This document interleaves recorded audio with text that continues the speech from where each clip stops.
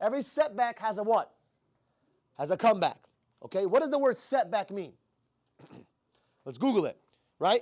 Setback is a delay or impede the progress of someone or something. What does that mean? It's a delay. Does that mean you're going to stop getting what you want? No, it's a delay, which means something got pushed back. For example, you're on the highway and there's a fucking truck that got into an accident, blocks all 3 lanes. It's a 3-way highway. What happens? It's a setback. It's a delay with time. It's holding you back temporarily, not forever. Okay? Can I still find a way to my destination? Yes, you can. You can drive off the fucking ramp. You can drive into the grass. You may pop your tire. It may hurt. It may not be convenient. But guess what? Can you do that? Yes, you can. Maybe you can back up. Right? How many of you guys see traffic? You're like, oh shit. You're like, fuck that. I'm exiting backwards. Okay? That's me. Okay? I'm the crazy one that does that. Because I'm the kind of guy, if I'm not moving, I'd rather get out of the exit and drive locally than just sit there and do this and wait. I'm not a waiting kind of guy. I'm that kind of guy. Let's go. Let's go. Let's go. Let's get out of I'll go on the shoulder. Willing to take that risk. Let's go. I want to move because I need to move, right?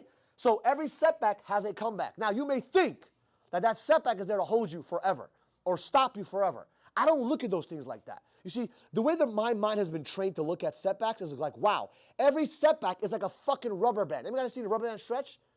The more you stretch the rubber band, what happens to it?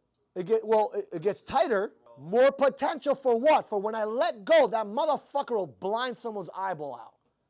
Because the more you stretch it back, the stronger it fucking gets. The more force you get out of it when you let go. So for me, a setback is, ooh, I'm getting charged up.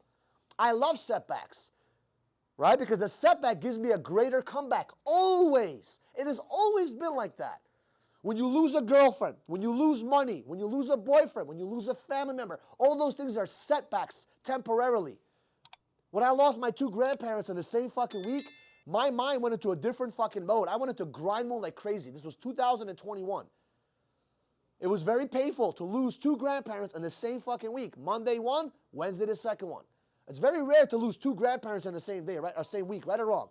But it happened to me. It was my first death that I've ever experienced with a close family member. And I loved them both dearly. Right? But that was my setback. I didn't let it hold me back. Right? I didn't let the setback hold me back. I used it as fuel. I used it as, in their memory, I'm going to go out there and grind. In their memory, I'm going to go push farther. In their memory, I'm going to fucking grind my ass off. Because I didn't let that setback hold me back. It was a comeback for me. Some of you guys are still living a setback a lot of times. It's what? Setback. You're thinking about back. You're thinking about what happened. You keep talking about the shit that happened to you 5 years ago. You're still stuck on what has happened 2 weeks ago. You're still stuck on that you fucking lost money. You're still stuck on that you fucking had a bad reputation. You're still fucked up because you had a bad relationship. You're still living in the fucking past. Instead, you should be thinking about, okay, how do I make this a fucking comeback? See, I like losing. Matter of fact, I love losing. Why do I like losing and I love losing? Why do you think I love losing? Because in reality, it's not really a loss. It's not a loss. It's only a loss when you give up. It's only a loss when you say, I'm done. It's only a loss when you say, I'm finished. That's why in my apartment, when you come to my house, I had this big-ass poster, which I was told by my ex-girlfriend, yo, it looks ugly in the house, which I didn't give a flying fuck, because I didn't design my room, my room to make it look artistic. I designed it to motivate the shit out of me. That was my zen. That's my place of no one could come in there and bother me. So I have things there to let me know about stuff. I have things right here to remind me. It may be for you, but it's more like for me, to be honest with you. It's more for me. It's more to remind me what I want. So when I look at that, it reminds me, like 97% of fuckers that quit are going to be employed by the 3% and never give up. And I could choose to be part of the 90%, or I could choose to be part of the what? The 3%. Because, by the way, thinking of giving up is a normal thought. It's normal thoughts. It happens. You're pounding, you're pounding, you're pounding, you're pounding. You don't see the result. You're like, damn, is it worth it? Am I in the right path? Is it the right thing? God, can I get a sign? Am I doing the right move? Like, what am I doing right or wrong? But in those moments, you got to make a decision. Am I going to let that setback fucking hold me back forever? Or am I going to let that setback be my biggest fucking comeback? Am I going to use that as fuel and say, you know what? No, I'm going to prove everyone fucking wrong. I'm going to prove my family wrong. I'm going to prove my friends wrong. Prove everyone that fucking laughed at me wrong. There's these 2 videos that I listened to. 2 videos that like I've been listening to for the past couple of days, past couple of weeks. over and over and over again for like, fuck, I could just sit there for an hour and just look at it. One of them was about being delusional, which you guys have seen in my stories if you guys watch my stories. And the other one is about what? It's about a bunch of voices telling you, you quit, you're an idiot, you lost, it's never going to work out, you're never going to be a millionaire, all those things. And all of a sudden, the last thing it says, it's my destiny. Why am I doing this? Because it's my destiny, because I chose to fucking win. To me, that is everything. Because the amount of noise I've had in my life of people telling me, I'm too crazy, I'm too naive, I'm too this, I'm too energetic, I'm too that, all the bullshit. When in reality, what I realized is that the biggest fucking successful people on the planet never pick on people that are better, that are doing less than them.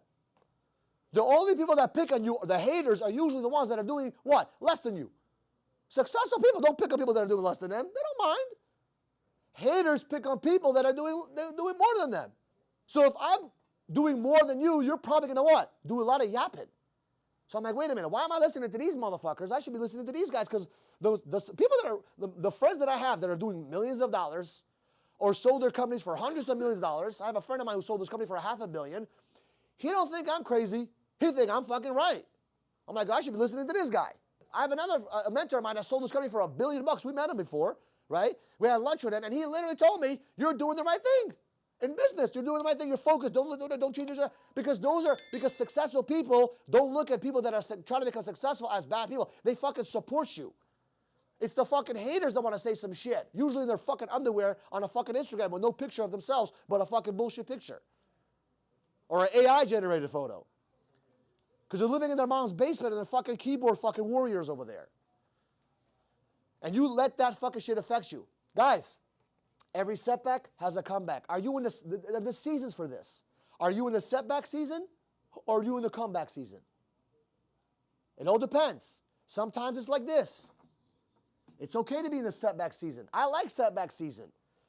Because setback season when you get to fucking recharge and you control how bad you want that rubber band to be stretched. Will a rubber band break if you stretch it too much?